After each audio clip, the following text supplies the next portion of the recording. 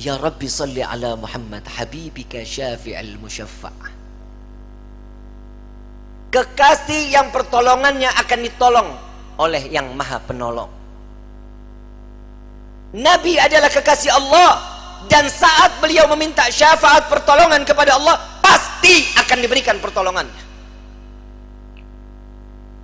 Kita di saat nanti di yaumil qiyamah meminta syafaat siapa kita kalau bukan baginda Nabi Muhammad SAW? Saat orang berbondong-bondong lari ke sana, lari ke sini di padang mahsyar. Pak, Bu, simak baik-baik. Padang mahsyar ini awal mula terdapatnya suatu yang baik atau yang buruk, neraka atau sorga, sudah terlihat saat di padang mahsyar. Padang mahsyar, Nabi SAW mengatakan, orang yang berbondong-bondong masuk ke dalam padang mahsyar tidak akan mengenal siapa suaminya, tidak akan mengenal siapa bapak dan ibunya, bahkan anaknya. Mereka nafsi-nafsi, sendiri-sendiri, berharap cemas di hadapan Allah. Satu orang akan ditumpuk 1000 orang di atasnya. Orang yang dapat menginjakkan kaki di padang mahsyar, dia adalah manusia yang aman.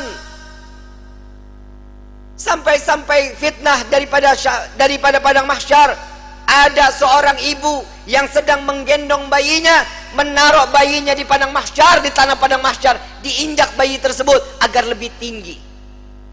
Nggak sadar dia, anaknya dijadikan satu pijakan agar dia selamat dari siksaan padang mahsyar. Para wali min awliyaillah, orang-orang saleh, berbondong-bondong keliling ke Nabi Allah Adam. Wahai Nabi Allah Adam, berikan kami syafaat. Aku tidak bisa memberikan syafaat kepadamu, karena aku sudah ditolong oleh Allah saat aku meminta untuk diperjumpakan dengan Siti Hawa. Saat ini sampai sekarang kita kenal padang daripada Arafah. Itu pertemuan antara Nabi Allah Adam dengan Siti Hawa. Ditolong oleh Allah.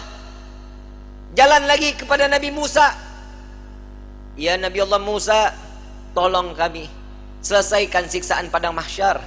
Mereka ada yang tenggelam sampai mata kakinya karena dosanya, ada yang sampai kepada lututnya, ada yang sampai ke pinggangnya, bahkan ada yang sampai pusarnya dan juga dadanya, bahkan ada yang seleher, ada juga yang sampai di ujung daripada hidungnya, dan juga ada yang di atas kepala, bahkan 2 hasta di atas kepala, tenggelam karena dosa-dosa mereka. Kebayang setiap manusia, insan, masuk ke dalam lautan, tenggelam di lautan, sebentar akan mati. Siksaan akan berakhir. Saat di padang mahsyar, siksaan tersebut sudah tidak akan pernah ada kematian, melainkan menikmati siksaan tenggelamnya setiap manusia. Sudah tidak akan lagi ada kematian. Saat itu kemana kita semua yang ingin kita inginkan? Orang yang tenggelam, mereka tersiksa, sampai orang kafir pun mengatakan, ya Allah, cepat selesaikan padang mahsyar ini siksaannya. Jika kami harus masuk ke dalam neraka, maka masukkan kami ke dalam neraka. Hentikan siksaan ini. Mereka nggak tahu siksaan padang mahsyar belum ada apa-apanya sebanding daripada api neraka jahanam. Orang kafir semua tidak ada yang sanggup melaksanakan daripada siksaan padang mahsyar, memohon agar dihentikan. Sampai kepada Nabi Musa, aku tidak dapat menolong kalian karena aku telah diberikan syafaat oleh Allah menyelamatkan umatku saat dikejar-kejar oleh orang-orang Fir'aun. Coba kau ke Nabi Ibrahim, berangkat ke Nabi Ibrahim. Ya Nabi Allah Ibrahim, engkau adalah Khalilullah. Sampaikan kepada Allah, selesaikan padang mahsyar ini. Aku tidak dapat memberikan syafaat kepada kalian karena aku telah ditolong oleh Allah saat aku dimasukkan ke dalam api Raja Namrud.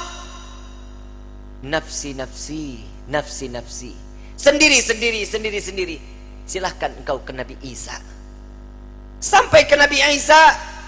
Ya Nabi Allah Isa, engkau adalah Ruhullah. Sampaikan kepada Allah agar berikan syafaat kepada kami, selesaikan siksaan pada mahsyar. Apa jawaban Nabi Allah Isa? Nafsi, nafsi, nafsi, nafsi.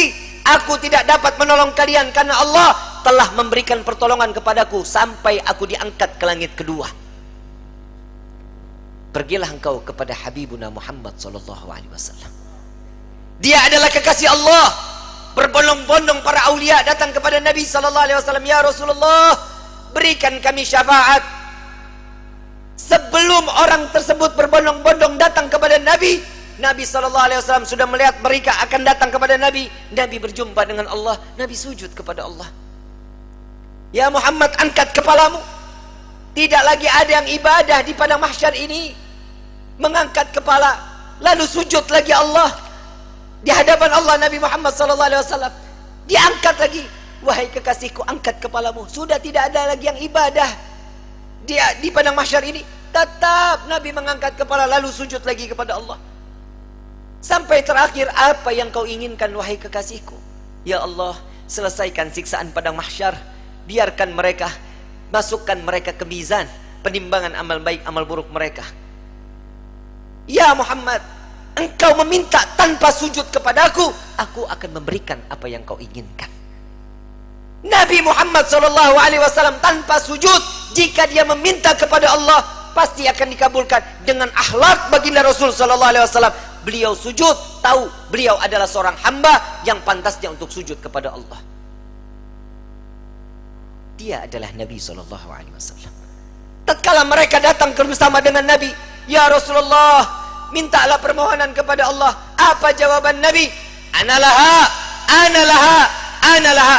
Aku yang dapat menolong kalian, aku yang akan memberikan syafaat kepada kalian, aku yang akan membebaskan kalian dari siksaan padang mahsyar di hari ini. Saat dia meminta, selesai padang mahsyar, masuk mereka semua ke mizan. Sampai di mizan, Nabi berdiri di depan mizan, melihat rombongan daripada umatnya. Saat beliau dalam keadaan dosa yang begitu besar, Nabi sujud kembali di hadapan Allah. "Ya Rabb," doa baginda Rasul sallallahu alaihi wasallam, "Ya Allah, ringankan beban dosa umatku, beratkan pahala mereka, ampuni dosa mereka ya Allah."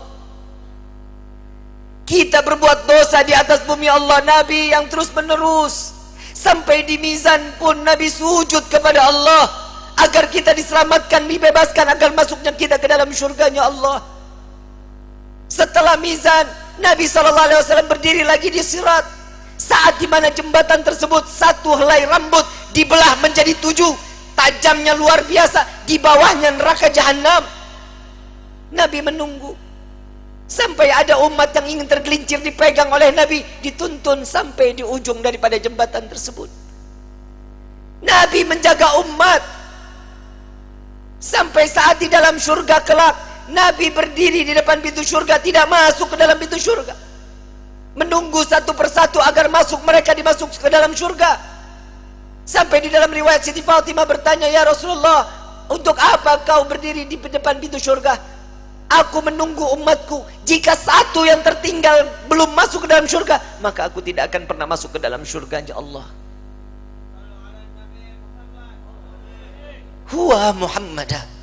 Dia adalah Sayyiduna Muhammad.